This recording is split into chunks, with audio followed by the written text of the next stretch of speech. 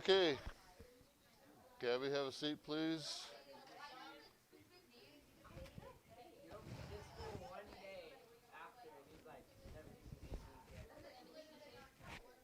Lena, Avery, Gabby, Amethyst, Sophia, Ricky. Hey! Hey! 3 times I asked you to be quiet, have a seat, and that you keep talking and even get louder. You heard the whistle twice. Let's get it under control, guys. It's ridiculous. Let's have a word of prayer. Father, thank you for today. We thank you for the beautiful day that it is. We just pray that you be with the teams as they travel to the Long Beach area, that you will just give them safety and help them to have a good trip there, help them to play well, keep them safe on the court, and that they'll glorify you in every aspect of today. Bless us now as we begin a new lesson. Direct our paths, direct our thoughts, direct our actions today. In that precious name, amen. Okay, just a couple things before we get into this. Don't start talking. Friday, you have your verse quiz, Proverbs 14:12.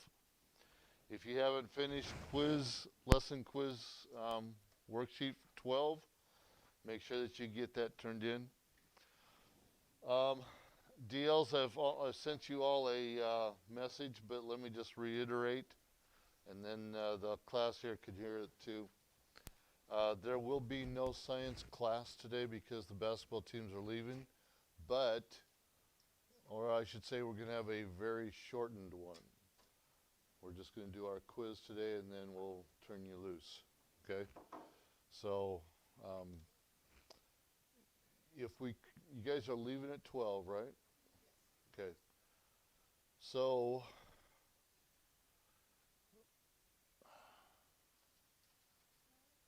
I think by starting right at 10:10, which is a class time, that you should have plenty of time for those that are leaving to get your quiz done. Okay? That's all we'll do today. This throws a hamper in this week's schedule. So,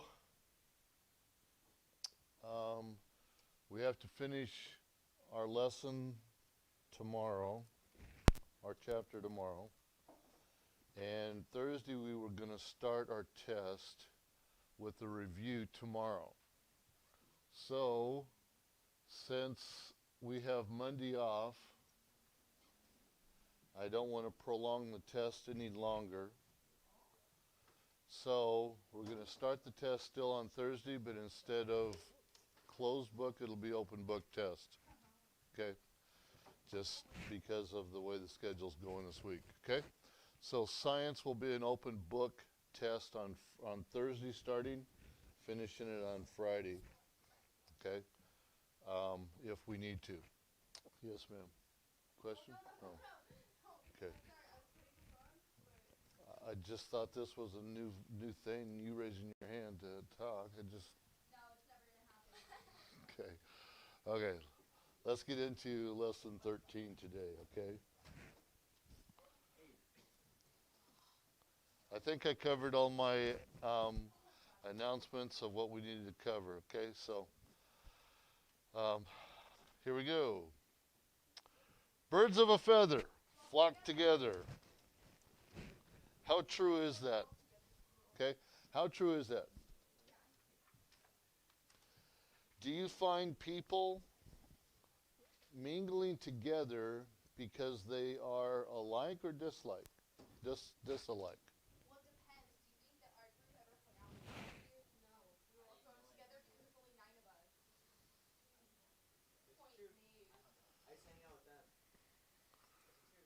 Okay.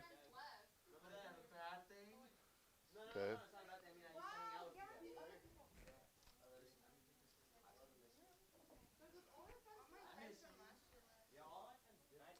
So, based upon that first thought, Birds of a feather flock together. This statement, 10th grade, please. Gabby. People of the same interests, same talents, Adrian, knock it off. Beliefs, opinions, and lifestyles tend to attract each other. Okay? You generally try to look for people that are going to be thinking like you to some extent. Okay? Not always the case. Um, Even in a marriage, okay, you try to look for someone that is of your same, especially your same beliefs, okay, of your same interests, okay. Um, they do say that in marriages, opposites attract, okay, and that's true. Opposites do attract each other, and they make a more of a complete relationship if they can handle those opposites, okay. But it takes work to do things. But generally, when you are looking for friends, you're looking for someone that is thinking like you, the interests of like you, um, talents like you, okay? Whatever, those opinions, whatever the case may be. The people you flock will tell you a lot about you, okay? Who you flock to tells a lot about you. Will your friends influence you, but rather how will they influence you? That's the question you got to ask as you start flocking together, okay? Um,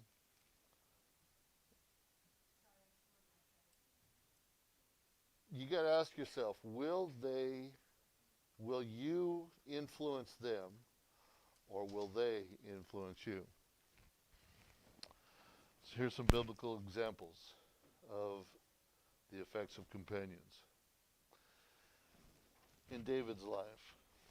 Psalms 119:63, it says, I am a companion of all them that fear thee, and of them that keep thy precepts. So what kind of person did David choose as his companion? One who feared and obeyed God.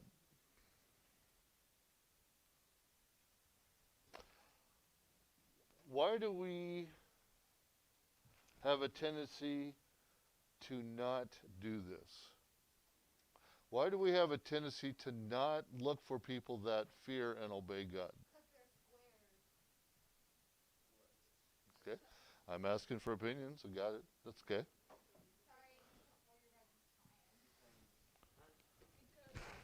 Adrian? Okay. As you started, your voice dropped. Okay.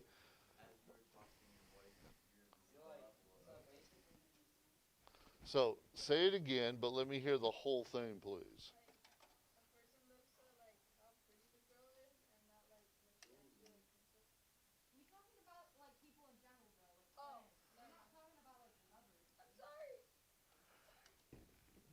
Isaac?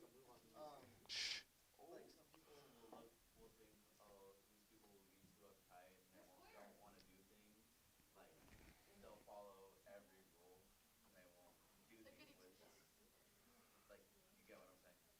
Yeah. So basically, you're saying they won't do wrong like you want to do. You in general, not you specifically. Is that what I mean? Kind of what you're saying? Okay. Any other thoughts? Shh. Sophia?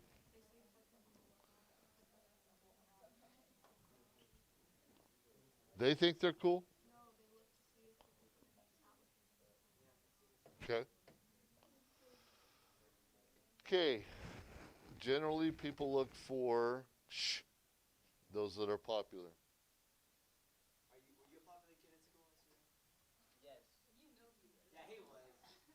I don't know. I don't know.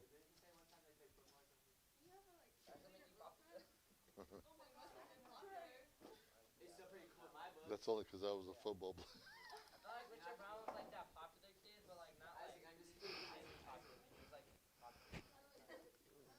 But generally, hey, shh. Generally, you're looking for Ricky. Ricky, thank you. Appreciated your comments, but shorten them down. Okay, thank you. People look for popularity. Well, David's closest friend in his teenage years was the young man Jonathan. Okay, some of the characteristics of his friend: he was courageous, he was resourceful, self-motivated, loving, humble, trustworthy. He was giving, he was self-sacrificing, and he was a peacemaker. Okay? Do you look for people with these kind of qualities? I hope so. I hope so. Okay?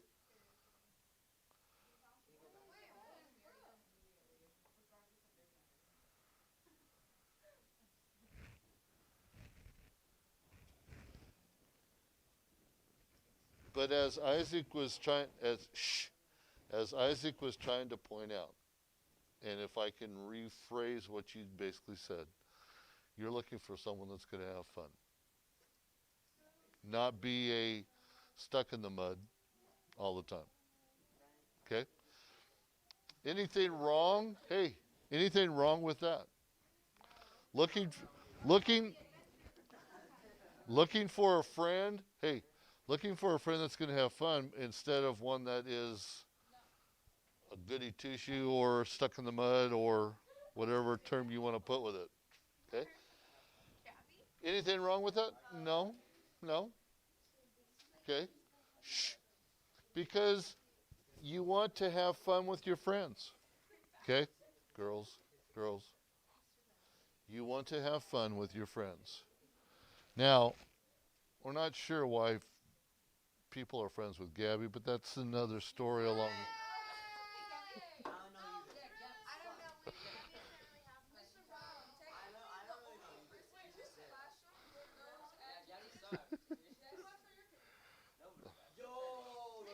Okay. Okay, enough of that, guys. Okay, enough of that. Okay, just joking. Okay, so look for people that do have some of these qualities. Okay, Jehoshaphat. Shh. In Second Chronicles 18:1-3, it states, "Now Jehoshaphat had riches and honor in abundance, and joined a firmity with Ahab. And after certain years he went down to Ahab to Samaria, and Ahab killed sheep and oxen for him in abundance, and for the people that he had with him, and persuaded him to go up with him to Ramoth Gilead. And Ahab, king of Israel, said unto Jehoshaphat, king of Judah, Wilt thou go with me to Ramoth Gilead? And he answered him, I am as thou art, and my people as thy people, and we will be with thee in the war." Well, Jehoshaphat basically was a good king. Allied himself with Israel at the request of Israel's wicked king Ahab in an ill-advised war. Later, he also joined an alliance with wicked king Uzziah. Yeah.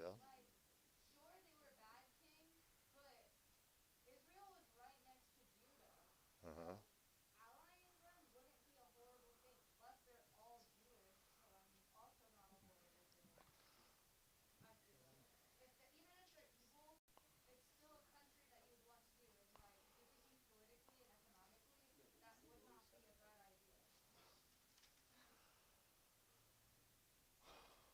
From what you're saying, I can see what you're saying.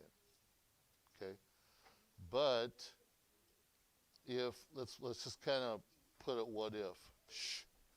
What if now we're friends with Canada. Canada's a border of us. We're friends with Mexico. Mexico's border of us. So the I said what if, okay?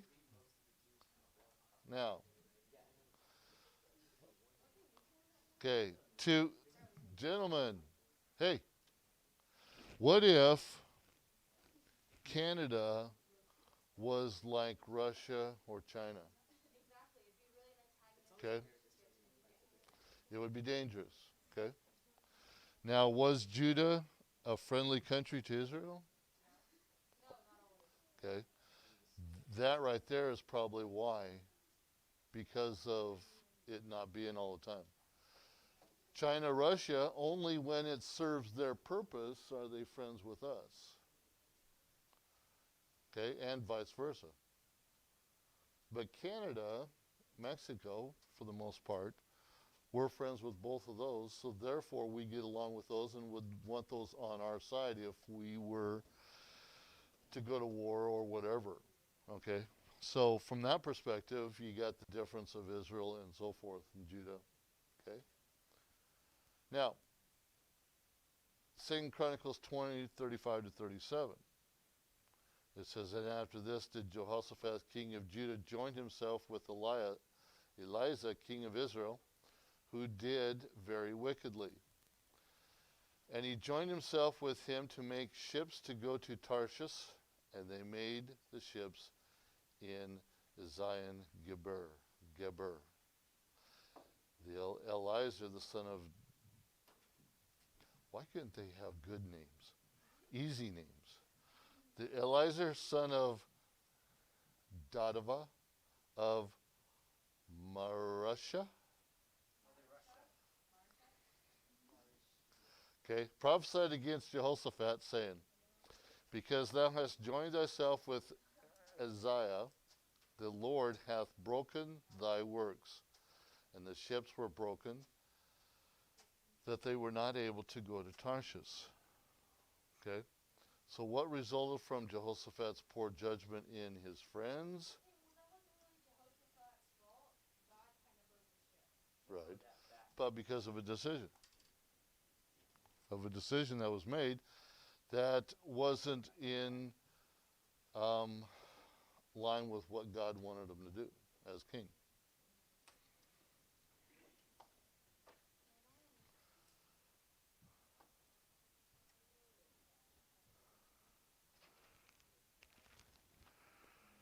So keep in mind, keep in mind this one phrase.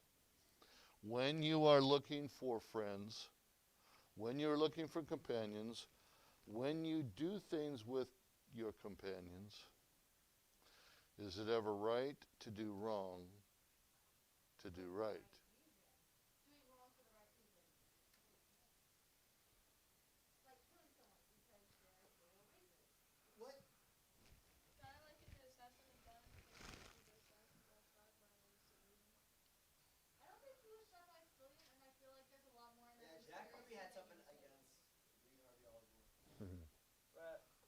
Okay.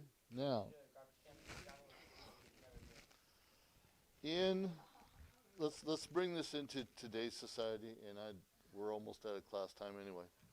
This will be a good. This will probably be as far as we get with this today. But in these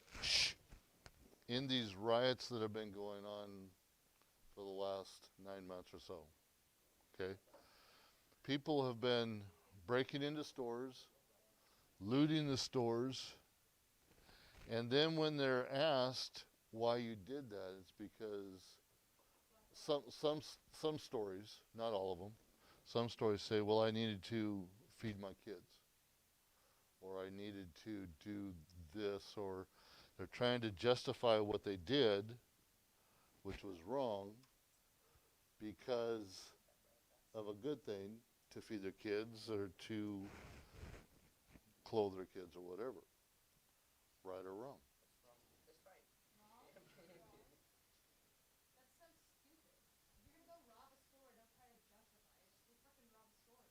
Exactly, exactly. You don't do something wrong just because of the right idea or the right motive. Okay?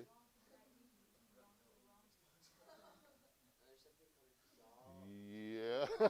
I think I followed you on that one. Okay. Whoa.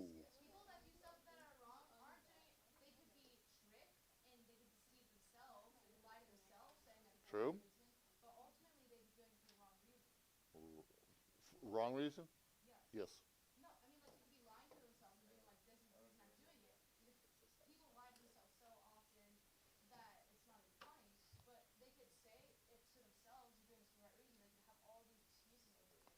Yep. Exactly.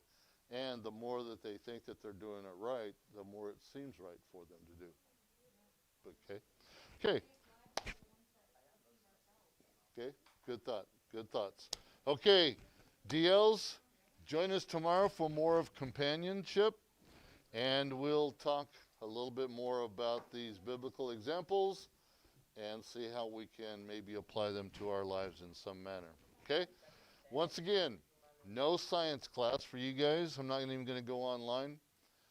Do your quiz as I've told you to do on the text, and we'll do that, and we'll have a good hour. Okay, without class. Okay. See you tomorrow.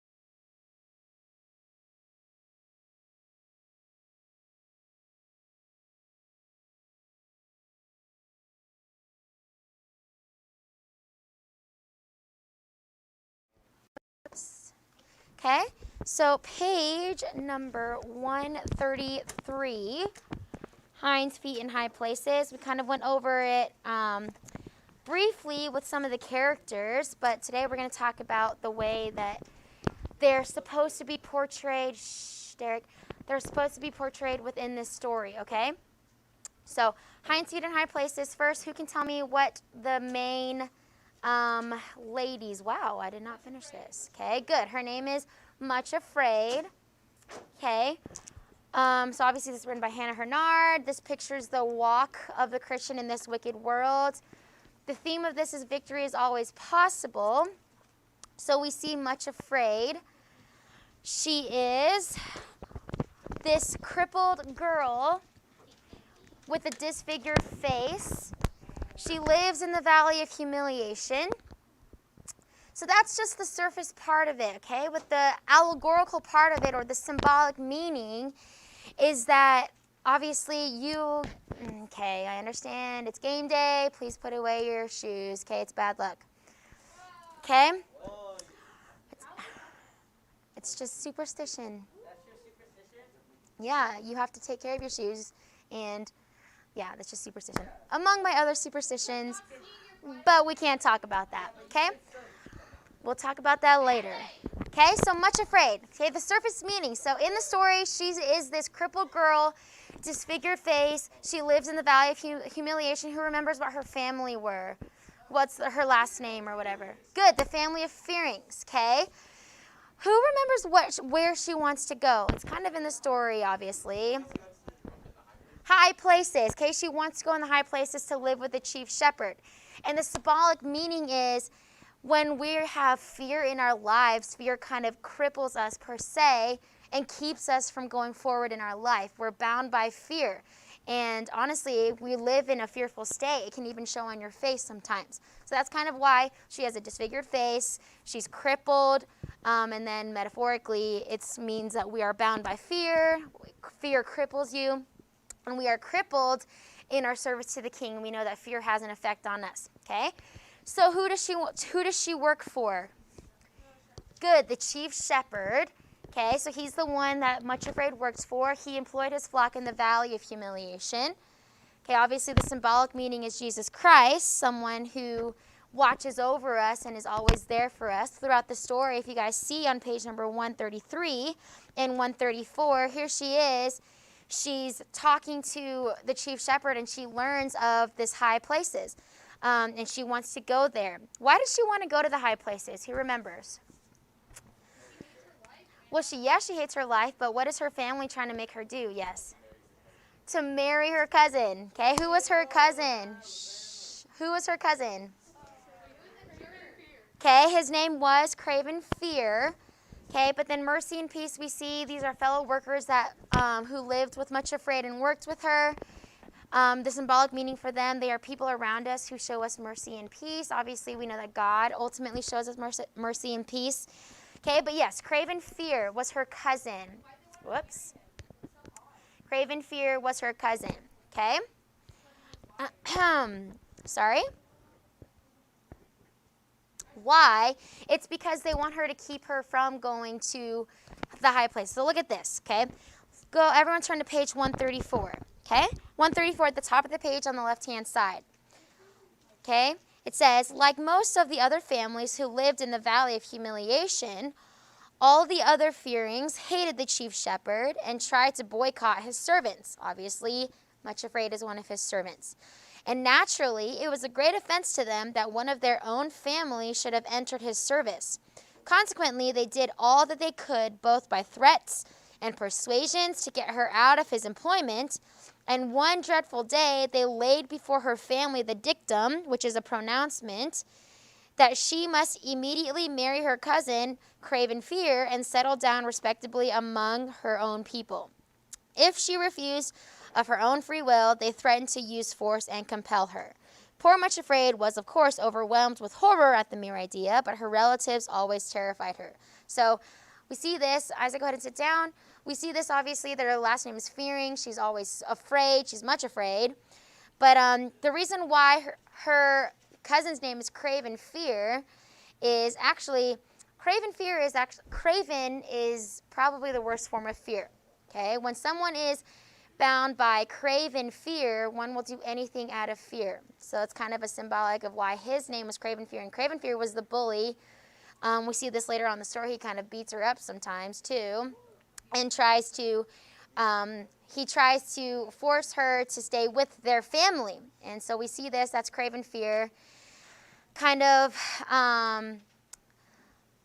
like a torturing. If someone will do anything out of craven fear, they kind of torture themselves even mentally. Okay, so that's why his name is Craven Fear, and we see that this is someone, guys, this is someone who much afraid is very much obviously afraid of. Okay, so there are different cousins. So if you guys look at the top of the page, on page 134 on the right hand side now, this is her conversation with the chief shepherd. So she learns about, she's like, what shall I do? She cried as she ended the recital. How can I escape? They can't really force me to marry my cousin Craven, can they? Oh, cried she, overwhelmed at the very thought of such a prospect. It is dreadful enough to be much afraid, but to think of having to be Mrs. Craven Fear for the rest of my life and never to be able to escape from the torment of it is more than I can bear. So obviously she's wondering what she should do. Then the shepherd says, don't be afraid, you are in my service.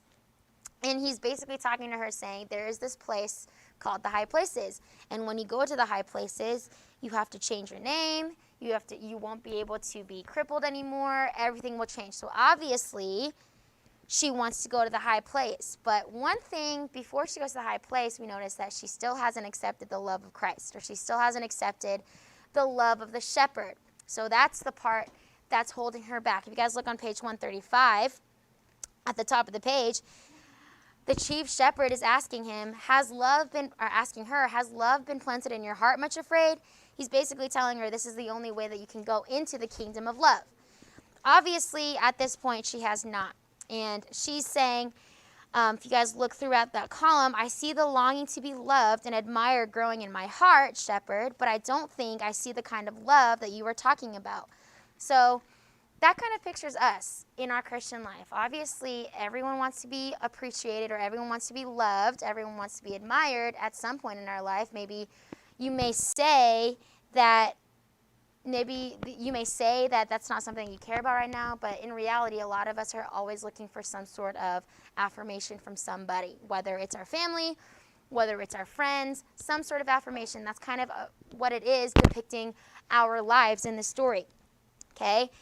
She says, I am afraid. I have been told that if you really love someone, you give that loved one the power to hurt and pain you in a way that nothing else can. And that's why she's very afraid of the love that God can show. On page 136, he tells her at the top of the page, I would never dare to love, or she says, I would never dare to love unless I were sure of being loved in return. Okay, and that's another thing that a lot of us on earth are looking for. We're scared to give love because we're afraid that we might not get it back. Or we're afraid to love other people because we're afraid that maybe we'll be made fun of it or we will be rejected. And that's kind of shows you the human love that we have to give. And obviously we have a Father in heaven that loves us unconditionally. And throughout this story we see, she asks him, if I let you plant the seed of love in my heart, will you give me the promise that I shall be loved in return? I couldn't bear it otherwise. And obviously he says, yes, I promise you, much afraid, that when the plant of love is ready to bloom in your heart and when you are ready to change your name, then you will be loved in return. And that's kind of the free gift of salvation with us. God offers it to us wholeheartedly and unconditionally. All that we have to do is accept it and be loved back, because God's love is always there for us, unconditionally. And that's the differences between God's love and our love. And it goes on to say she wants to accept the seed of love in her heart. And it goes on to say that the seed of love is sometimes painful. And in this story, it's like a literal seed. So it has, like, he holds up the seed. It's kind of pointy. And she's like, isn't that going to be painful? And it's like God actually planting the seed of love in her heart. And that's kind of like a metaphor of maybe sometimes when we accept Christ in our heart, sometimes it can hurt us. Obviously, not in the fact that God's love will hurt us, but when we accept Christ to be in our heart, sometimes it comes at a cost, right? Sometimes our friends will make fun of us. Maybe a lot of family might not agree with us, which is fine, but sometimes that kind of causes a drift in relationships, okay? But all because in the end, we know that it'll be worth it, but at the time, it may be painful. And that's a symbol there. But going on, she accepts Christ's love. And then what happens? What happens when she accepts Christ's love and then she continues on to the high places? Okay, not quite yet. She's not quite at the high places. What happens on the way there? Okay, not only, yes, Craven. Okay, we look at this. If you guys look on page number 137, the far right-hand side column at the top, not where she's singing, but she said, she walked singing across the first field and was halfway over the next when suddenly she saw Craven Fear himself coming toward her.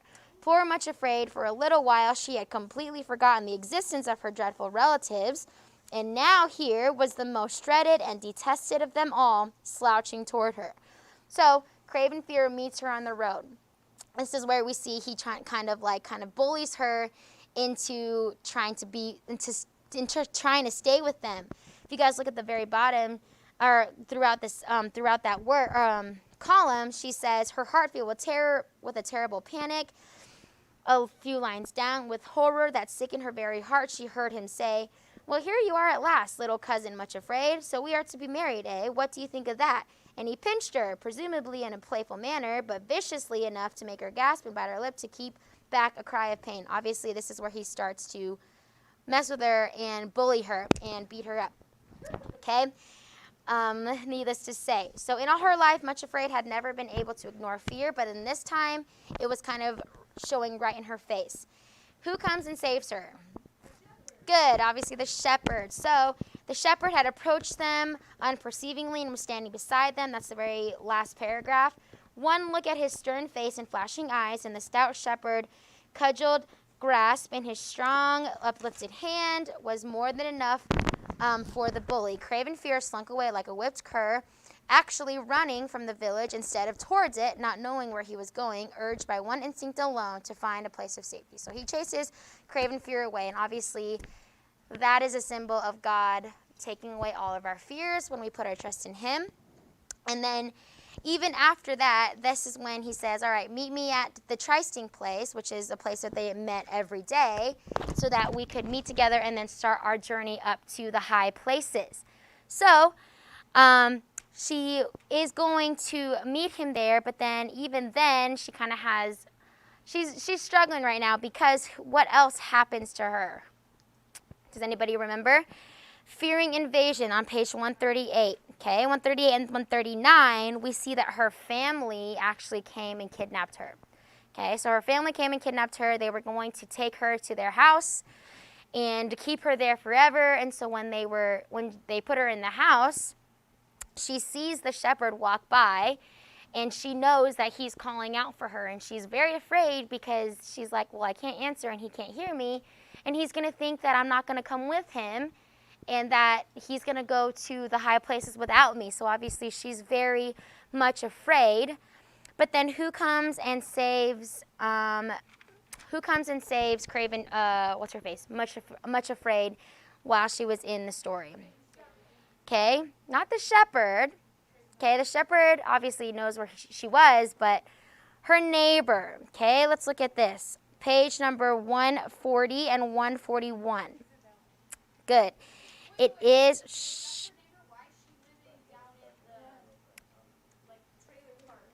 the Valley of Humiliation. Valley of Humiliation is basically a name for the world. Okay, so obviously in the world there are people like Mrs. Valiant, obviously. This just mentions Mrs. Valiant, okay? So she's in her cell. We see her cousins, Coward. We see her cousin, Gloomy. Obviously, not her cousin. Her cousin, and then also Craven Fear's brothers, okay? Craven Fear's brothers, his name was Coward, and Gloomy. They both were the ones left to guard her, and that's kind of a play on with their names as well, because obviously cowards, they cower in fear, they hide behind fear sometimes, and then gloomy is kind of the attitude that we may have when we're in a place in our lives that we are not with the shepherd, or we're not with Jesus Christ, or we're not in communion with him. Okay, so that's coward and gloomy on page 140. But then on page 141, here she cries for Valiant to come help her, and we see Mrs. Valiant. I forgot to put something underneath her name, but know that she is a character to know, okay? So Mrs. Valiant, she's the one that comes and saves her. And obviously on the surface level, she's the neighbor. She comes and helps. If you guys look on page 141, it says, Mrs. Valiant was not sort of the person to be the least intimidated by what she called a pack of idle fears. Thrusting her face right in through the window, she cried in a threatening voice, "Out of this house you go, this minute, every one of you. If you have not left in 3 seconds, I shall call the chief shepherd. This cottage belongs to him, and won't you catch it if he finds you here?" The effect of her words were magical, and her family left the house. And so Mrs. Valiant is the one that saved her. Okay? And then in the end, Flight in the Night. If you guys look on page 141, 142, and 143, this is basically just her realizing that her fears are that they need to be left in the past. She gets saved from the chief shepherd and Mrs. Valiant, and on page 143 is when they walk hand in hand up to the high places. Okay? So that's what it means when it is an allegory, okay? The definition of an allegory is a narrative or description in which characters, places, and other items are symbols. So that's why Much Afraid, she's a symbol for someone in this world who is fearing things of this world. The chief shepherd is a symbol for Jesus Christ, all of that, okay? So make sure you know what an allegory is, and then that's the end of chapter 5. Or unit 5, and we will have our quiz over that on Thursday. Okay, so make sure you are setting page 133 to 143. Okay, that'll be on Thursday. Okay, are there any questions? Awesome. Okay, go ahead and put that away. No literature homework for tonight. We'll discuss that tomorrow, all right? Go ahead and turn in your first draft if you have not done that already.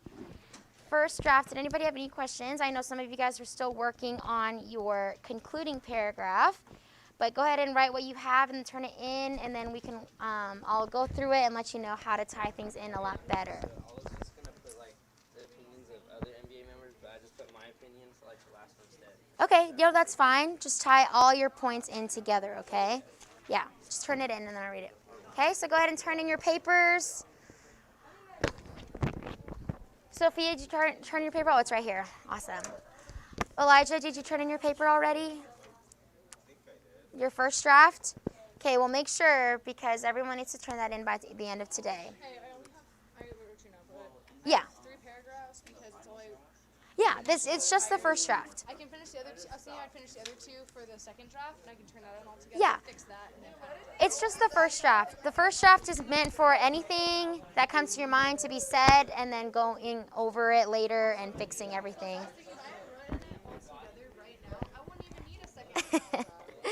All right, guys, go ahead and take out your grammar books. Grammar books.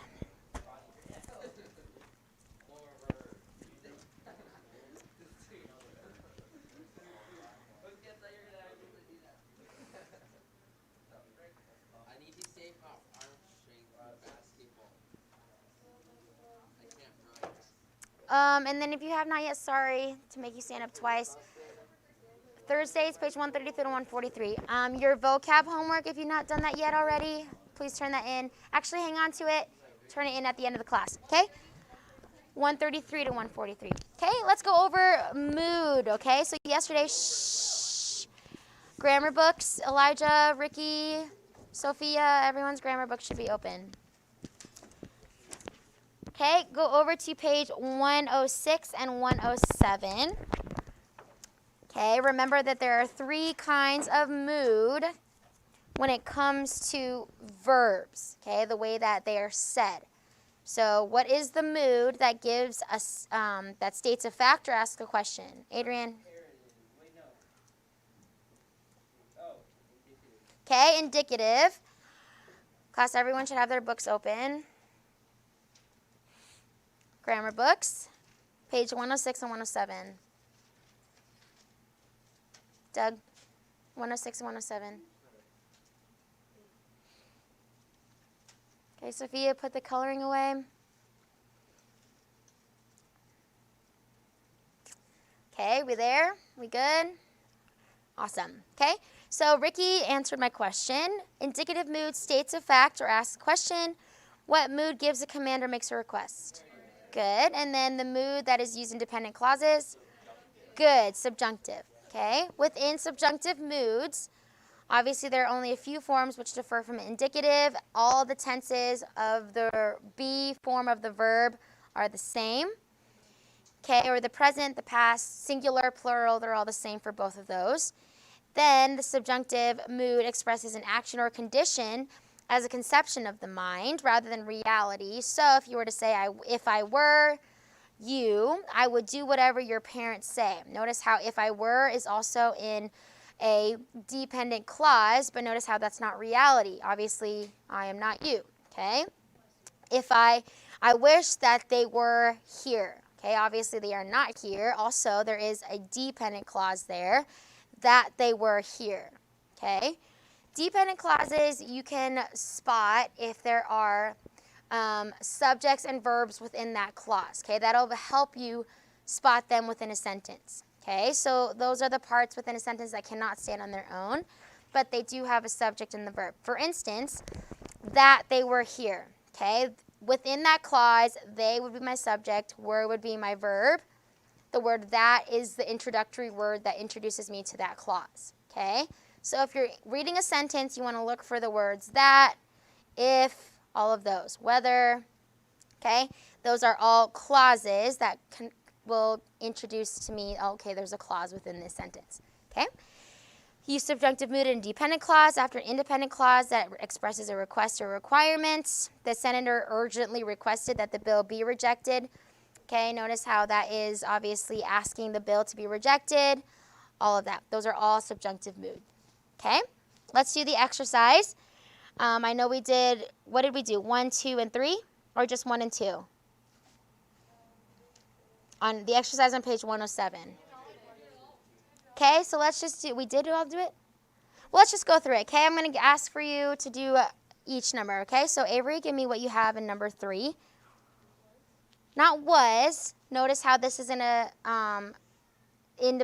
dependent clause, okay? If Diana were going, we would have enough players to qualify, okay? So it's following the word if. It's in a dependent clause. I'm going to use subjunctive mood there. Therefore, it would be the word were. Okay, number 4, Doug. It is necessary that Bill Baldwin attend or attends this hearing. This one is just attend, okay? Notice how there are a bunch of dependent clauses within this sentence, okay? Notice this. That Bill Baldwin attend this hearing, okay? The word that is in there. That's going to tell me there is a clause within this sentence. And in dependent clauses, I need to use what mood? Good, subjunctive, okay? So notice how in subjunctive mood, the be forms, or the verbs are all the same tense, okay? Whether for plural or singular, okay? So make sure that you note that within subjunctive mood, okay? Andrew, number 5, Mr. Ogden wished that he was or were able to accompany us to the tournament. Good, this one is were. Okay, number 6, the judge ordered that the property be or is returned to its first owner. Adrian?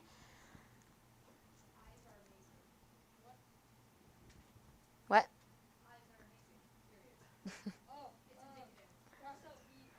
You don't cross out be. This one would be the word be, okay?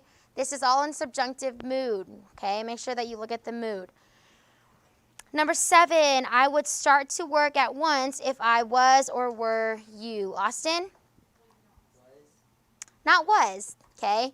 This is were. Am I you?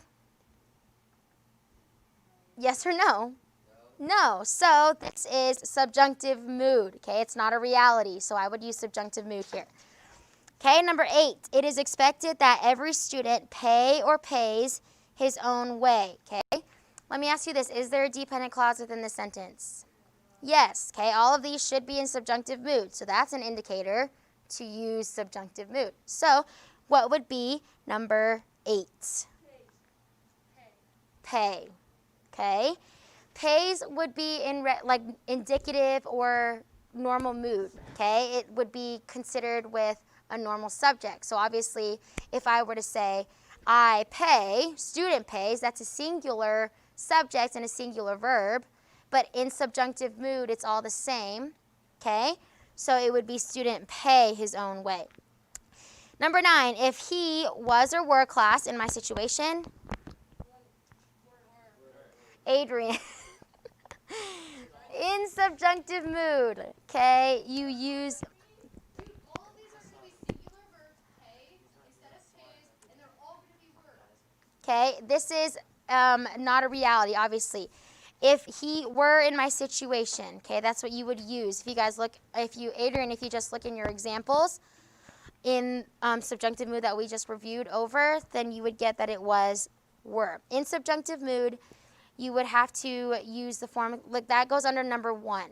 Okay, if the subjunctive mood only has a few forms which differ from the indicative, the present subjunctive form of be is invariably with all persons. So you would use the word present, the present form with all singular and plural.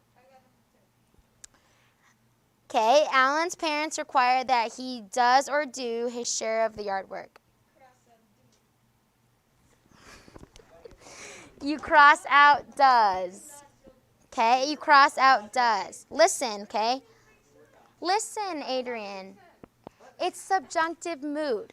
Okay, so in subjunctive mood, all the forms are used in the same. So, obviously, if it's a singular subject, the word he, right? Normally, I would say he does. Okay, but in subjunctive mood, the verb form is the same for both singular and plural, and it's hypothetical, okay? It's not like I'm actually doing, or he says they require this. Look at your requiring on page number 107, number 2, letter B, okay? Use subjunctive mood in a dependent clause after an independent clause that expresses a request or a requirement. Okay? You wouldn't say the senator urgently requested that the bill was rejected. Okay? It's not rejected right now, so it's be rejected. Same thing with this. Alan's parents require that he do his share of the yard work. All right? He hasn't done it yet. Okay? So that's what he's requiring. That's why it's due. Okay? Does that make sense? Subjunctive mood, it's all the same. Okay? All right, so let's go over to page 108. We have a few minutes left. Page 108. Sit and set correctly. 109, rise and raise correctly, lie and lay. Okay, so let's go through these really quickly. Sit and set. The differences between sit and set. Okay, look at number 1. Shh. Guys, stop talking, please. Number 1, the verb sit means to be seated. Number 2, the verb set means to put or place something. Okay, so obviously I'm going to set in that chair. That means I'm going to place something.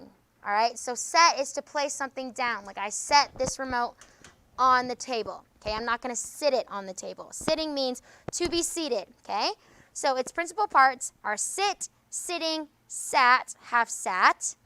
The principal parts of setting, set, setting, set, have set. Okay, so all of those.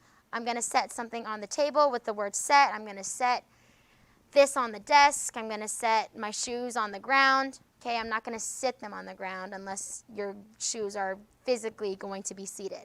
Okay, that's pretty self-explanatory. All right, page 109. Okay, rise and raise correctly. All right, use those correctly. Number 1, the verb rise means to go up or to get up. Its principal parts are rise, rising, rose, have risen. Number 2, the verb raise means to lift something or to push something up. And its principal parts are raise, raising, raised, have raised. Okay? So the differences between these is the sun rises. Okay? Literally, no one's physically lifting the sun. Okay? It's going up or getting up. That's rising. Okay? To raising is something that you physically do, okay? I'm raising my keys to lift something up, to push something up. I raise my hand, okay? I'm physically lifting it up, all right? Rising, it means to go up, to get up. It's the process of doing it, okay? Look at your page on page 110, lie and lay. I think this is one of the things that people get most confused with, is lie and lay, okay? Look at number 1. The verb lie means to recline, okay? Its principal parts are lie, lying, lay, have lain with an N, okay? The verb lay means to put or place something. Same thing with kind of set, all right? The verb lay means to put or place something. Its principal parts are lay, laying, laid, have laid. Notice how lay is underneath lie, so don't get that confused, but that's the past of lie. But the past of lay is laid, okay? So I would use the word lie if I'm going to lie on my bed, okay? I'm not going to say I lay on my bed, all right?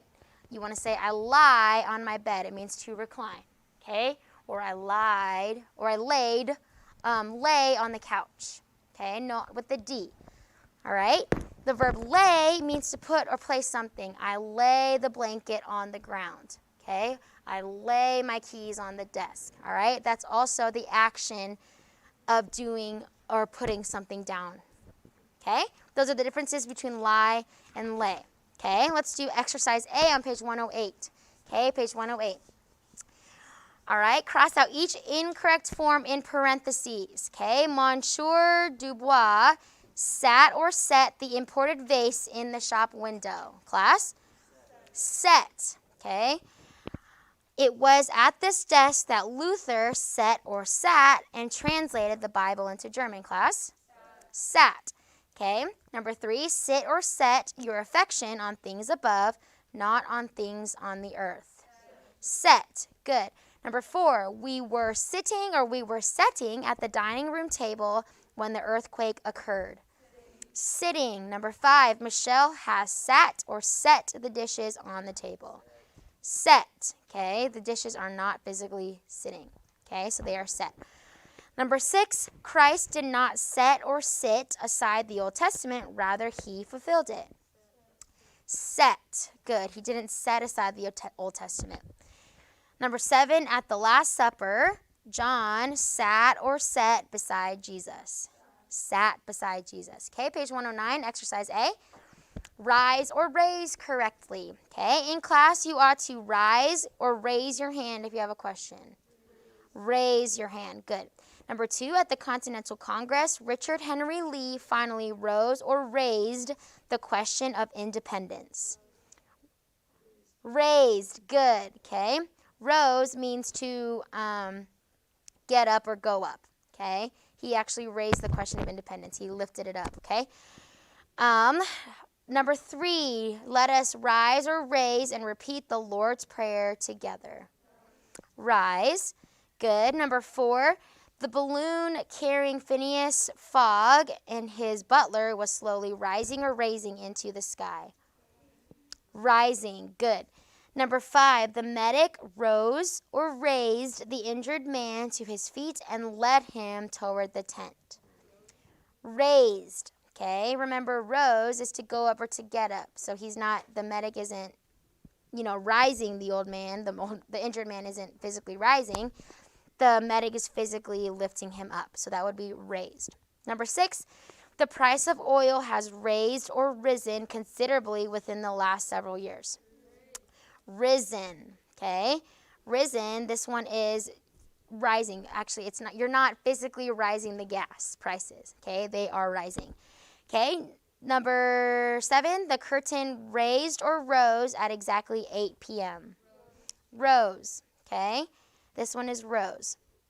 Number 8, mercury in a thermometer will rise or raise as the temperature increases. Rise, okay? Look at page 110, exercise A. We have 2 minutes. Let's go through this quickly, okay? The books were still lying or laying where Jim had left them. Not quite. Okay, this one is lying. Okay. Well, no one's putting or placing them down. So this one is lying. Okay. The path we had chosen lay or laid at the edge of the forest. This one is lay. Okay. Notice how the word laid means with the D is to put or place something down. The past of lay, the past of lie is lay, which is to recline. So cross out laid with the D, and then lay, this one just means it's laying there, okay? Number 3, the witnesses laid or lay down their clothes at the young man's feet whose name was Saul. Laid with a D, okay? You put or place something there. They placed their clothes.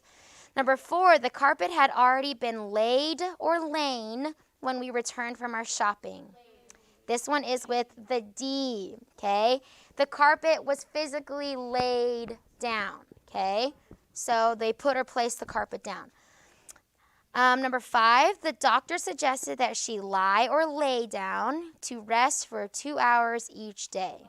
Good, lie down to recline. Number 6, he maketh me to lie or lay down in green pastures. Lie down, okay? That is part of the Bible. Number 7, has Mr. Perry laid or lain the foundation for his patio yet?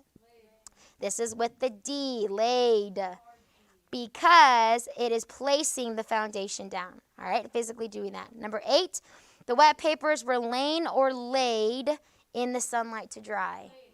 Laid, good. The gym is closed this week while the workers are laying or lying a new floor. Good, laying a new floor. Okay? For homework tonight, go ahead and do page 108 to 110, exercise B's. Okay? Just all the B's. 108, 109, 110. It's just a few in each one. Exercise B on page 108, doing sit and set correctly. Page 109, exercise B, using rise or raise correctly. And then page 110, lay or lie correctly. Okay? Just B. Okay? If you want to do the C's, yes, you can for extra credit. If you want to, you may. But exercise B's tonight. Okay?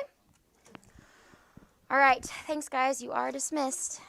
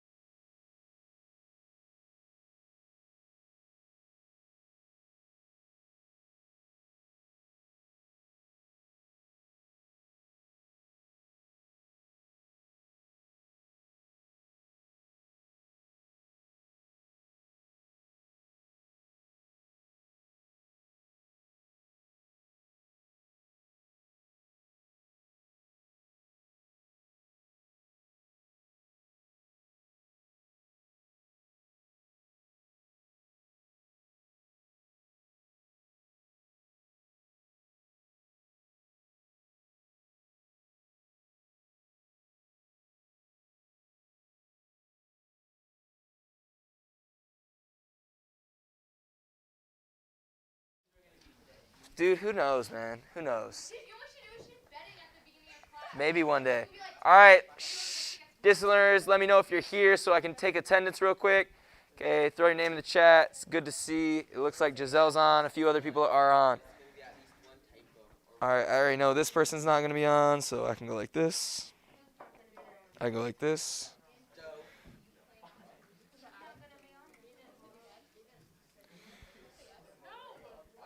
Shh, gentlemen, be quiet. Sophia, mask, please. Or finish your food and then mask, please. Thank you, Yuvia. Make sure everyone else, Giselle, Lacey, should have 2 more people on. Okay, let's see. Is anyone else not here that's usually in class? I don't think so. Looks like everyone's here. All right, we got Maya, Adam. We got the whole shebang. Everyone's here.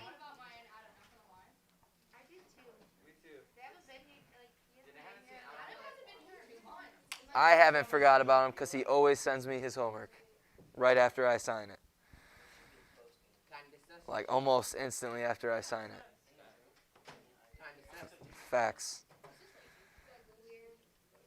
All right, pull out your notes. Pull out a pen or pencil. Do not talk. Do not pull out your phone, or else I will take it today. If I take it during class, you don't have it for the road trip.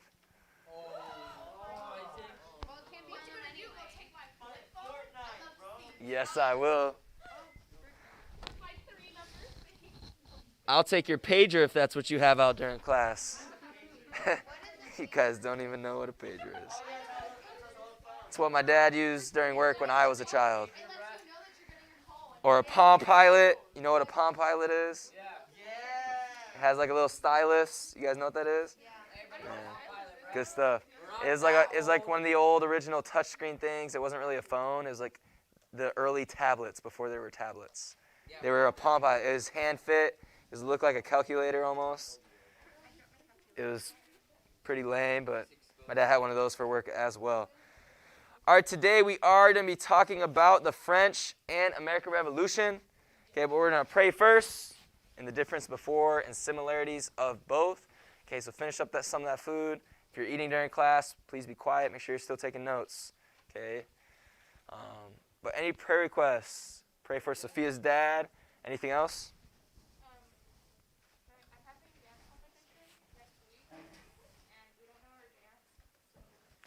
Pray for her routine. Okay, any other prayer requests? Basketball? Another one? Yeah, basketball today, and then I have a tournament with my travel team in like a week and a half. Okay, so shh. Okay, pray for Ricky. Obviously, we have our basketball game and traveling today, but he's also playing on a travel team or trying to play on a travel team, so help that tournament as well. Again, safety of all the players. As anything we do today, going to the grocery store, there's always a chance of something being spread, so we got to be careful, be safe. I have an unspoken, a friend that's going through some stuff. He's a little older, but pray for him. It's nothing fun that he's going through right now, so help and pray for him as well. No. He's going to But there are some problems going on. What? What did you say? No. Nothing with health. Nothing with health. I feel like it's a relationship. All right, here we go. Let's pray. Any other prayer requests before I start? All right, we'll pray, and then we will begin. Shh. Dear Father, Lord, thank you for this beautiful day today, Lord. Please help us with the rest of the week, Lord, of school. As we're still, some of us, getting back in the routine. Finish out this grading period strong, Lord. For some of us with our grades low, to get back to it and try to get that grade back to passing. And those who have good grades, Lord, to keep on pushing and enduring, keep their grades up. Also, please help the kids with whatever tasks they have this week going on, whether it's sports or if they have a job or if they have anything going on, give them wisdom and strength through that. Please help Sophia, Lord, and their dance routine going on. Please give all the girls safety. Allow them to be able to do their best and be able to learn their routine as it's coming up here shortly. Please help the basketball teams today, Lord, as we're traveling here not too long from now. Please help give us safe travels and not allow traffic. Please help us to have safety at the game, as there's always a risk, Lord, but we're hoping that we can stay safe and also have some fun during this crazy time and new year as well. Also, please help Rick and his traveling team, Lord, for them to have a good tournament. Again, keep safety with everyone. Please help my unspoken, Lord, as you know my heart and you know my thoughts, Lord, and you know what's going on with my friend. Please allow him in that situation to be able to dissolve itself, Lord, and for everything to work out for your greater good. Please help all students with any unspokens they may have. Bless the rest of the day in this class period. In Jesus' name we pray, amen. All right, today we will be talking about, again, some similarities of the French Revolution and American Revolution. Okay, before we do, what were some things we talked about yesterday? Someone raise your hand and give me one thing. Okay, not everything. Tell me one thing.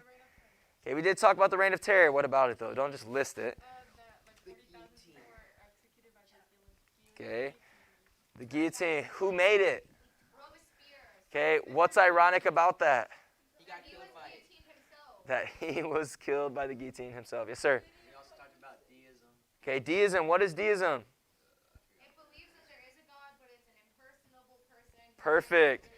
Okay, someone other than Amethyst, because you're doing so great, Amethyst. Okay, someone other than Amethyst, tell me, what was the main religion or something that came to be in France at this time? Andrew. Atheism. What is atheism? Lena. Or everyone. Okay, it's the belief that there is no God. Okay, that there is no creator, that there is no Jesus, obviously.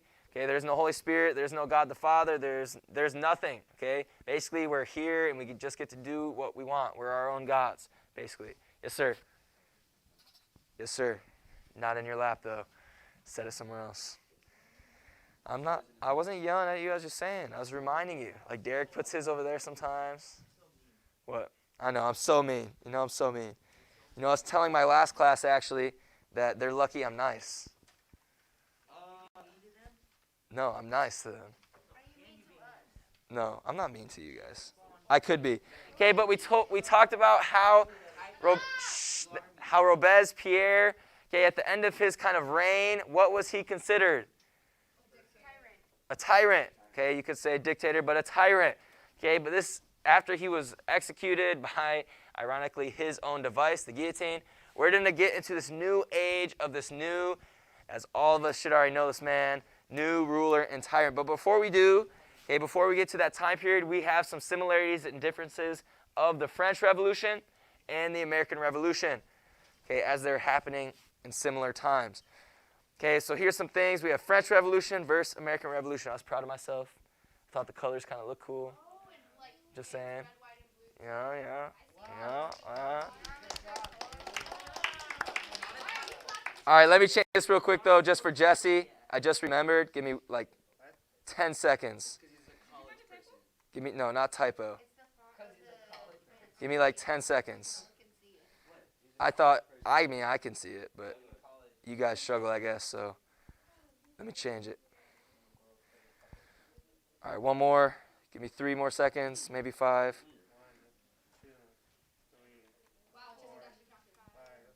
Boom. All right, it's ready. There we go. All right, we have this French Revolution and American. Shut up, Derek. Okay, and the American Revolution. First, with the French Revolution. Okay, why did the French Revolution start? Okay, we talked about it. I'm going to list these. I might not read them all word for word. Okay, so write them down. Okay, we've mentioned a lot of this stuff already. Okay, but we're going to talk about. Don't read it word for word. It's okay. Okay, but yes, it started as a political revolution to overthrow a tyrant.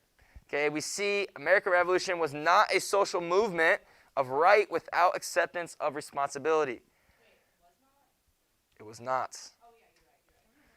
Okay, we also see the French Revolution became a social revolution to bring about social equality in France. Okay, America's revolution was not a social reason. What was it? Of, what's the main thing? Religion. It was freedom of religion. Okay, shh, raise a hand. Okay, or one person say something. Okay, we see America's revolution has started because the freedom of religion. Obviously, there were other things that happened about that. Okay, England and our ruler at the time, okay, were abusing taxes and those other things. Okay, we'll talk about that stuff probably later. Okay, but we see it beginning as a want of freedom of religion. It's the whole purpose why America, the United States, started. Okay, the difference of France was not because freedom of religion. It was that a little bit. okay, but is more of a freedom from a tyrant or social injustice per se. Okay, remember the middle class or the third estate, okay, made up 80% of the population. It later on made a 98% of the population. Okay, they wanted to just be treated fairly rather than religious freedom. Put your mask on and shh. You're right. There's supposed to be another quote there. Thank you, Austin. Actually, there is another quote. This is why it's like that. I see what you're saying. I see what you're saying, Austin. Thank you, sir.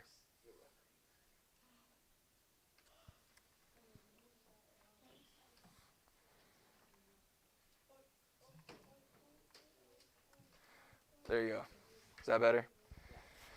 All right, we see lastly, American Revolution was firmly grounded in principles, not merely selfish desires. Okay, it wasn't like Robespierre, okay? Because it's different. It wasn't a revolution of like interstate people. It's a different revolution, and it's just to show the difference. It was a little bit different. Okay, French Revolution in its early stages, the aim had been to establish a government in the hands of the upper and middle class. Remember, what was the thing that was made, that was partaking of nobles, clergymen, and the third estate? What was it? We made something, though. What was it called? The Assembly, the National Assembly. Good, Austin. The National Assembly. Okay, later on would be called the National Convention. Okay, but the National Assembly was consisting of clergymen and this third estate. Okay, we also see instead of the hands of Louis XVI or the king. Okay, they didn't want a king any longer. They wanted an actual government, an actual constitution. Okay, where the Americans in 1776 were, there's a lot of talking today. A lot of talking today. Okay, Adrian, next time you talk, that's the merits. I just said there's a lot of talking today, and then you continue to talk. Okay, come move right here by Austin. Grab your notes now. Don't say why. Don't say anything else. Quickly. Quickly. Why do you have to punish me? Austin, be quiet. Okay, the Americans in 1776 were reasonably well off. Okay, remember, there weren't really peasants compared to France. Shh, Derek. France, they wanted a change because why? Because they were being yes, they were in poverty. Okay, they just wanted food. They wanted things to be equal. Okay, where America's, it was a little different. Okay, there were no peasants on our shores. Okay, we were taking care of the British. Okay, again, we didn't revolt because they were mistreating us. We revolted because we wanted freedom, obviously, of religion and a few other things. Okay, and last difference that we're going to talk about, and then we're going to continue moving on with the Robespierre, his fall, and who's going to come up after him, as we already know who it is. Okay, the French Revolution, by the time of the Terror, the revolution had become a move to eliminate social class and make all Frenchmen equal. Okay, we see that, right? They don't want the estates anymore, the first, second, third. They just want it to be, hey, we're all equal.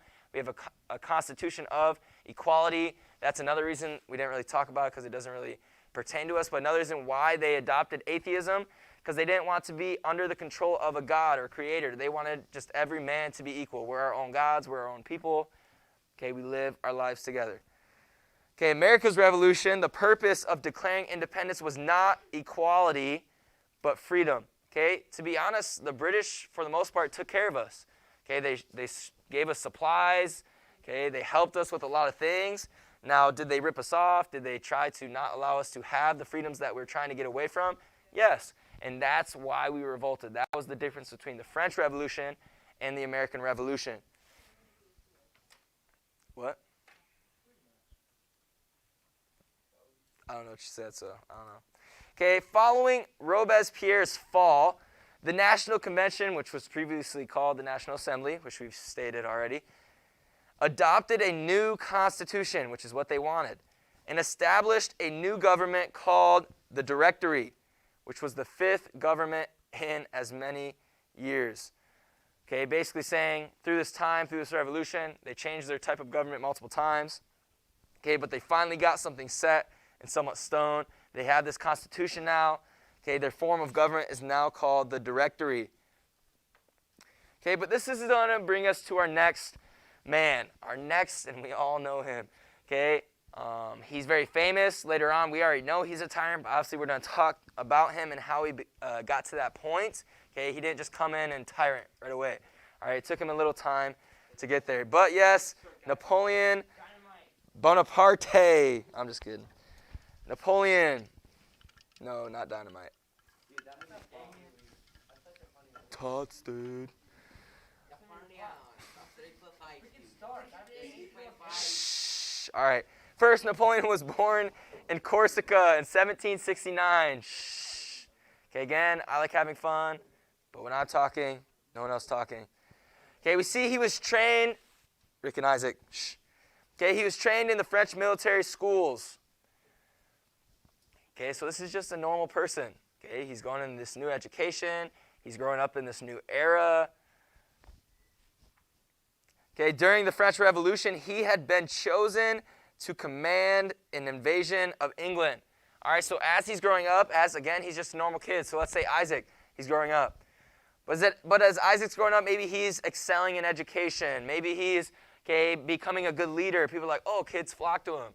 Oh, now he's in a job. Oh, man, these workers flock to him. Now he's a manager. Now he's the owner. Okay, so this nation, this new nation and form of government sees this. Okay, he has this power and draws people to follow.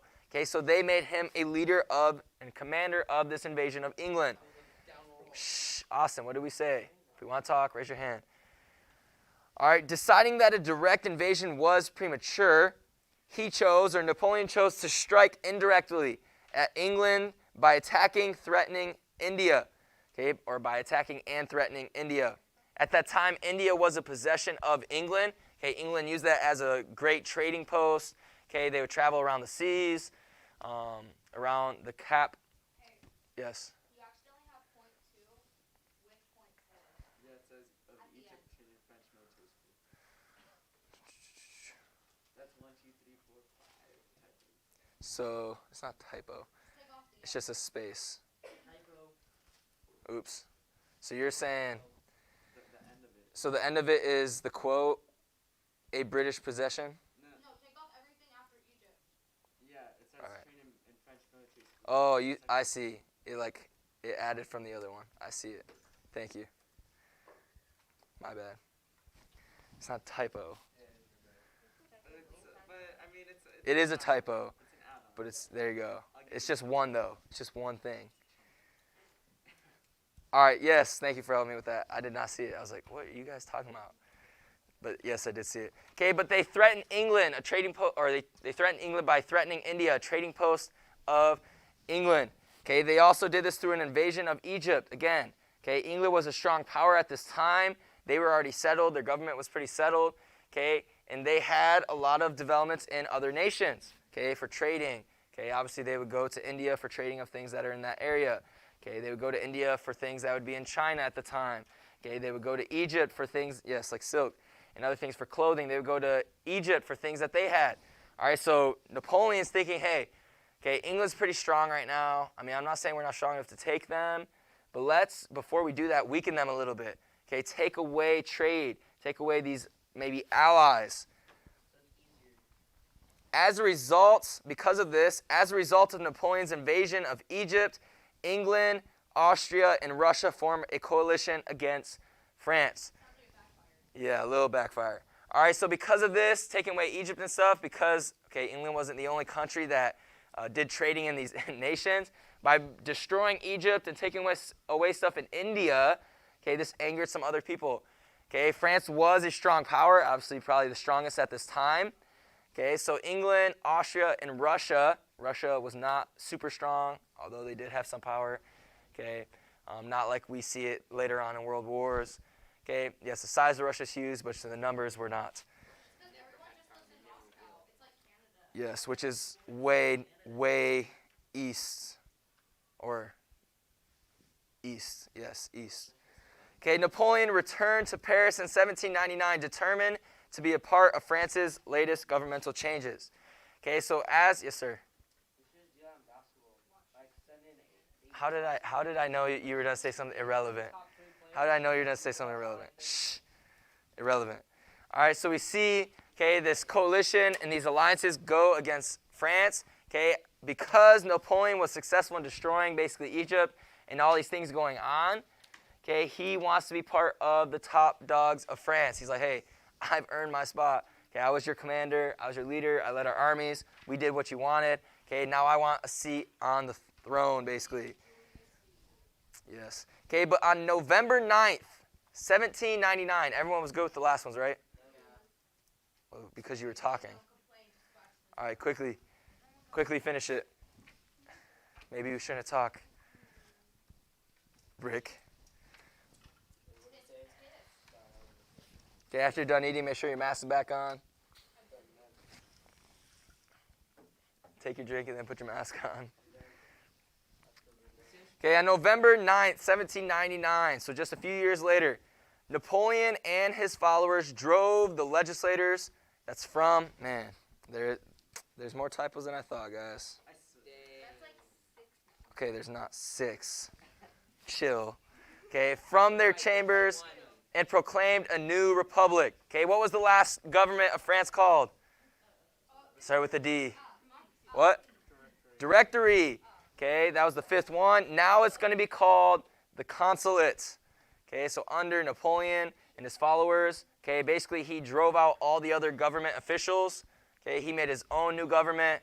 Okay, obviously if you take a government by force, Gabby, and you lead a government by force, okay, that's why he's going to be called a tyrant.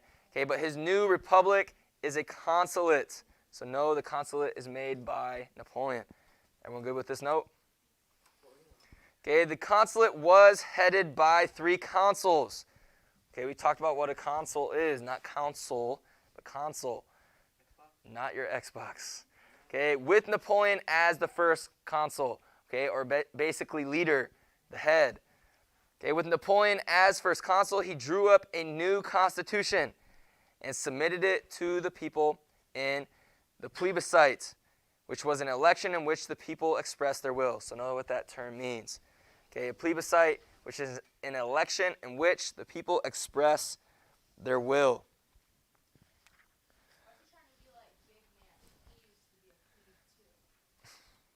Because he had little man syndrome. Like Jerry Krause. Rick, shut up. How short was Napoleon? Can you Google? I don't know. I don't know why you guys keep on saying super short. We don't know how short he was. I mean, I'm sure we do somewhere, but no. All right, like I said, we are not doing a ton of notes today. All right, I am trying to be kind, allow you guys to be able to finish your homework now. Okay, but we are going to review for a quiz. Okay, here's the thing. For the quiz, do not throw stuff, Amethyst. Yes, I saw that. That would be demerits. All right, so don't do it. Okay, for the quiz tomorrow, we're going to review it, but part of it is going to be in the reading. Okay, you do have some reading to do. We are finishing early. The notes, we'll take them tomorrow. We'll finish most of Napoleon tomorrow. Okay, but you're going to have a little reading. You don't have to read it word for word, but go over it, be familiar with it, and you will have some homework. Okay, the homework first before we review for the quiz. The homework is page, you guys should have done page, what was the last one you guys just did? 243. You guys are on 247. 247. You did all of them? Oh, you guys finished 5 and 6. That's the next chapter. I know. Shh. Oh, you do have homework. Yes. Okay, you guys are doing chapter 17 review.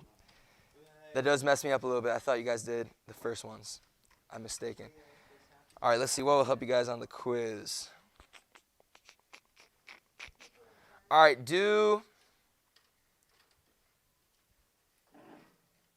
I don't want to make you guys rewrite all the notes. Okay, I will say do 1 through 9 odd, identify, chapter 17 review. So page 248, chapter 17 review, 1 through 9 odd, identify. Okay, that's briefly identifying the following things. Okay, and then look over the people. Okay, there was a lot of people we talked about, know the difference, know what they did. Okay, we're going to talk about a few of them on the quiz that we will have. All right, so know all the people we talked about from Louis the 16th all the way. Okay, we haven't talked about some. They are in the reading. all the way to Duke of Wellington, which we'll talk about tomorrow. Okay, the quiz. Okay, it's a shorter quiz, but the quiz. Tomorrow, yes, we are going to have a quiz tomorrow. Actually,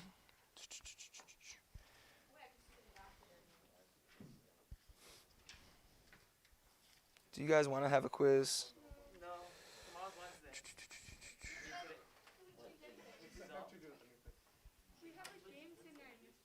I know. We have to, though. I'm sorry. We have to.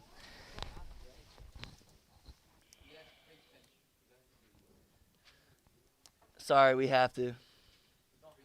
I mean, I'm not really sorry, but sorry.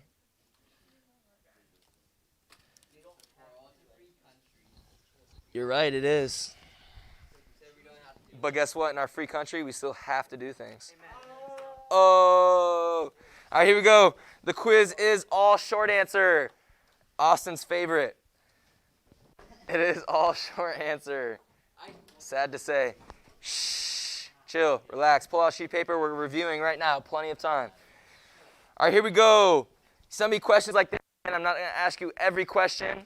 Okay? Some of it is in the reading.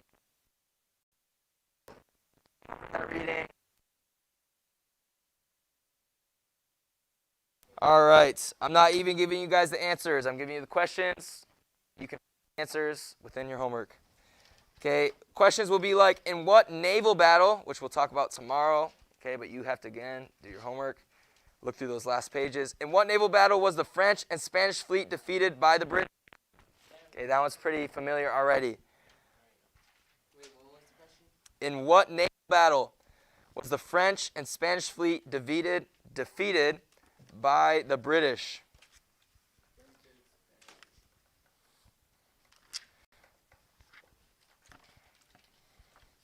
Okay, specifically, this quiz is over pages 243 to 247, which is what you will have to read.